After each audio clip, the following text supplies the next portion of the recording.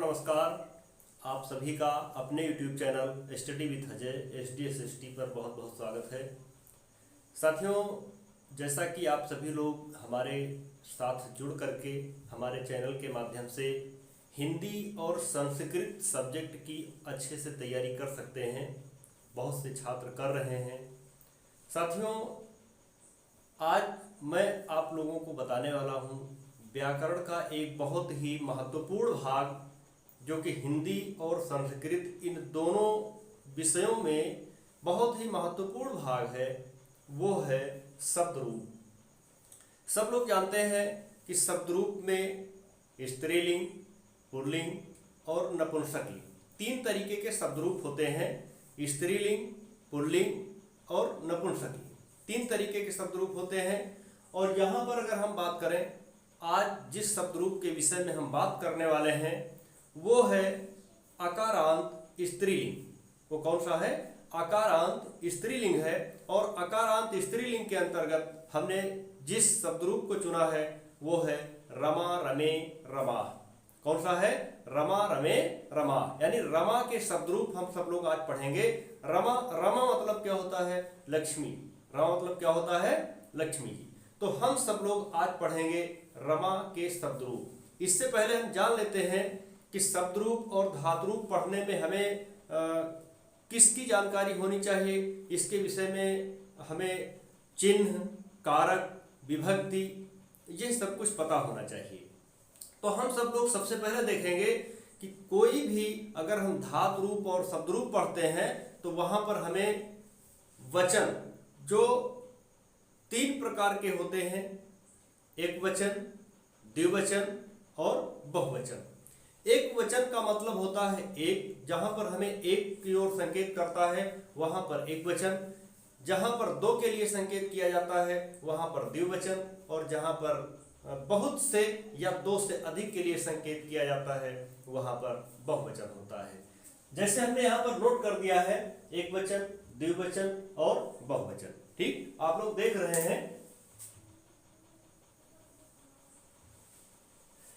लेकिन अंग्रेजी में क्या होता है? अंग्रेजी में सिर्फ एक वचन और बहुवचन होता है। लेकिन संस्कृत में क्या होता है? यहाँ पर एक वचन, द्विवचन और बहुवचन होता है। साथियों, ध्यान से देखिएगा और लास्ट तक देखिएगा। मैं आप लोगों से कहना चाहूँगा कि यदि आप हमारे चैनल पर नए हैं, अभी तक हमारे चैनल को सब्सक्राइब नहीं किया है, तो प्लीज़ सब्सक्राइब कर लीजिए और दबा दीजिए बेल आइकन, ताकि जब भी कोई भी वीडियो अपलोड की जाए सबसे पहले आप तक पहुँच सके। और यदि आपने एक बार सब्सक्राइब कर लिया है तो उसको बार बार दबाने की ज़रूरत नहीं है। ठीक है, तो लास्ट तक देखिएगा और मुझे उम्मीद है कि निश्चित रूप से आप सब लोग एक बार देखने मात्र से ही शब्द रूप समझ जाएंगे, याद करना सीख जाएंगे और जो भी बारीकियां हैं उन बारीकियों को भी जान जाएंगे कि अगर परीक्षा में कोई भी शब्द आएगा तो गलत होने वाला नहीं है। तो आइए शुरुआत करते हैं। देखिए, यहाँ पर हमने कारक और विभक्ति दोनों लिख दिया है। कोई भी शब्द रूप है, शब्द रूप है, तो उस शब्द रूप में हम क्या करते हैं, वहां पर कारक और विभक्ति इन दोनों विषयों में हमें जान लेना अत्यंत आवश्यक होता है कि आखिर कारक क्या है और विभक्ति क्या है। ठीक है, तो देखिए विभक्ति के अंतर्गत क्या आता है।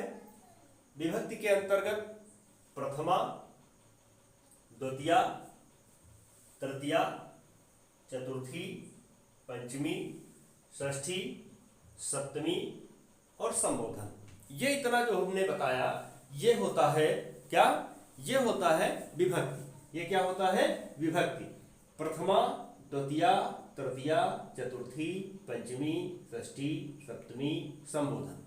सेम यही कंडीशन होती है कारक के अंतर्गत, लेकिन कारक में हमें विभक्ति की तरह पढ़ना नहीं होता है, विभक्ति की तरह इसमें गिनती का उच्चारण नहीं होता है, बल्कि यहाँ पर सारा सिस्टम अलग हो जाता है।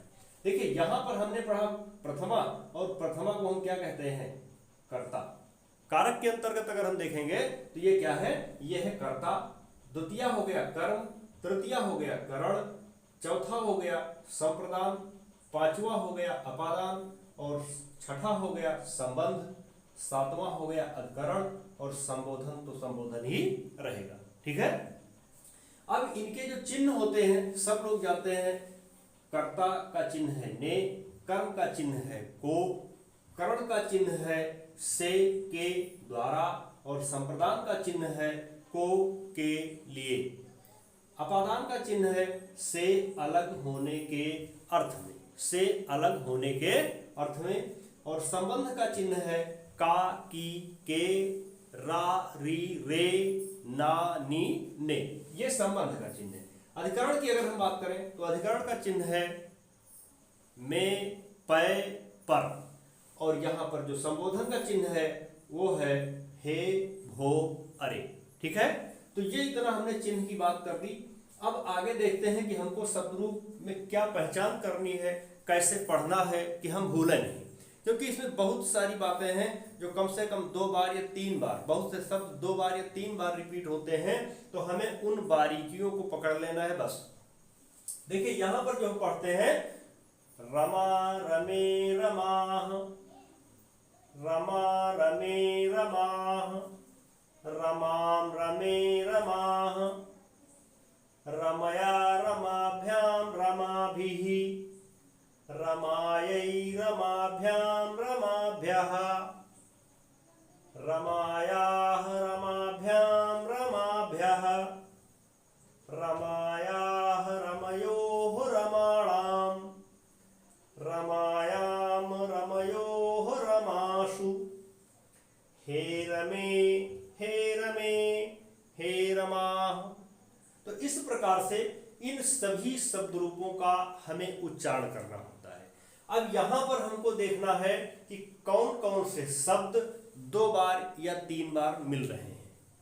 देखिए जब अगर रमा लिख करके आ जाता है, जैसे यहां पर देख रहे हैं रमा, रमा देख रहे हैं। अब यहां पर 2 बार एक ही शब्द 2 बार रिपीट किया गया है, और परीक्षा में जब ये शब्द पूछा जाता है तो वहां पर प्रथमा और द्वितीय दोनों करके ऑप्शन में नहीं होता है, और यदि होता भी है तो वहां पर प्रथमा और द्वितीय ये दोनों ऐसा करके होता है। तो अब हमें एक पहचान करनी है कि ये शब्द जो है रमे और रमा, ये दोनों शब्द प्रथमा और द्वितीय के हैं, और ये दोनों प्रथमा द्वितीय में प्रयोग किए गए हैं, प्रथमा द्वितीय में प्रयोग किए गए। अब यहां पर जो रमाम लिखा है, सेम देख रहे हैं, जो ये देख रहे हैं रमाम शब्द, तो अब हमें इसकी पहचान कर लेना है, क्योंकि रमे और रमाह ये दोनों तो प्रथमा द्वितीय में है ही, ये दोनों तो प्रथमा द्वितीय में है ही।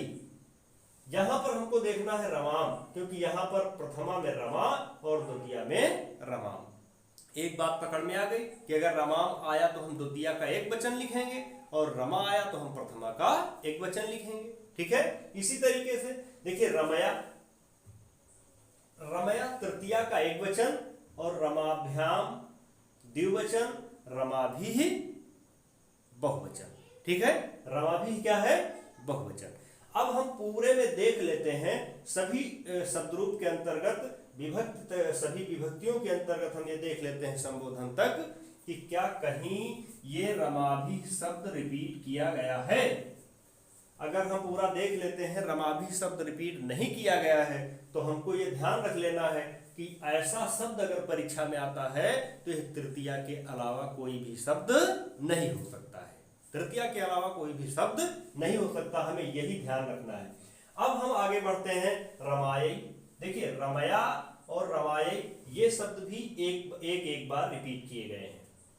रमायै शब्द और रमया, रमया शब्द, रमया और रमायै ये दोनों एक बार रिपीट किए गए हैं। तो अगर ऐसा भी आता है, रमया आता है तो तृतीया का एक वचन, और रमाया रमाभ्याम आता है तो इसमें हम तृतीया का द्विवचन, चतुर्थी का द्विवचन और पंचमी का द्विवचन भी कह सकते हैं, क्योंकि यहां से सब लोग देख रहे हैं ये 3 के 3 शब्द ये बिल्कुल एक जैसे हैं।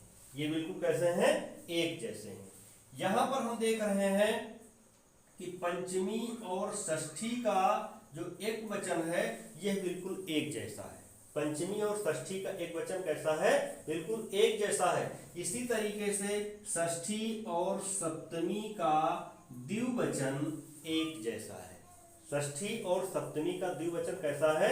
बिल्कुल एक जैसा है। और वही बात यहां पर लागू होती है चतुर्थी और पंचमी का बहुवचन एक जैसा है। चतुर्थी और पंचमी का बहुवचन एक जैसा है। अगर हमने यह एक याद कर लिया तो ये समझ जाइए कि हमें चतुर्थी पंचमी दोनों का याद हो गया। और अगर हम रमाभ्याम के समझ गए, रमाभ्याम को समझ लिए, तो यहाँ पर जो है तीन विभक्तियों के अंतर्गत तृतीया, चतुर्थी और पंचमी, इन तीनों के अंतर्गत एक जैसा हो जाएगा। ठीक है, अब देखते हैं रमाणाम कहीं भी प्रयोग नहीं किया गया है और ये है षष्ठी का शब्द। ये किसका शब्द है? षष्ठी, यानी संबंध का है। और फिर इसी तरीके से जो रमास है वो है सप्तमी का। और हे रमे, हे रमे, हे रमा। देखिए यहाँ पर जो हे रमे लिखा है तो यहाँ हमें ऊपर की तरह, जैसे कर्ता के सामने देखिए रमा लिखा है, तो हे रमा नहीं लिखना है। हे रमा अगर लिख के आता है तो समझ लीजिए गलत है, क्योंकि प्रथमा और द्वितीया में एक जैसे और बहुवचन में सबसे ऊपर जैसे है। एक वचन प्रथमा में उसी तरीके से यहाँ संबोधन में बहुवचन, जैसे प्रथमा का बहुवचन उसी तरीके से संबोधन का बहुवचन। तो अब हमें पहचान ये करना है कि जो शब्द एक बार मिल रहे हैं उन सभी शब्दों को विशेष ध्यान देना है, और जो शब्द दो बार या तीन बार रिपीटेड हुए हैं ऐसे शब्दों को अगर हम एक बार याद कर लिए, अगर हम रमाभ्याम याद कर लिए, ऐसा आता है तो हमको पता है कि ये तृतीया, चतुर्थी, पंचमी इन तीनों में होगा। ठीक है, तो इस प्रकार से हम शब्द रूप को आसानी से याद कर सकते हैं।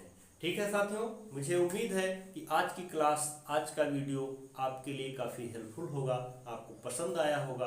और ये पसंद आया है तो आप कमेंट करके बता सकते हैं। आप कमेंट करिए, लाइक करिए और अपने दोस्तों को अधिक से अधिक शेयर करिएगा। ओके साथियों, अगले वीडियो के साथ, अगली क्लास के साथ आपसे फिर मुलाकात होगी। तब तक के लिए जय हिंद, धन्यवाद।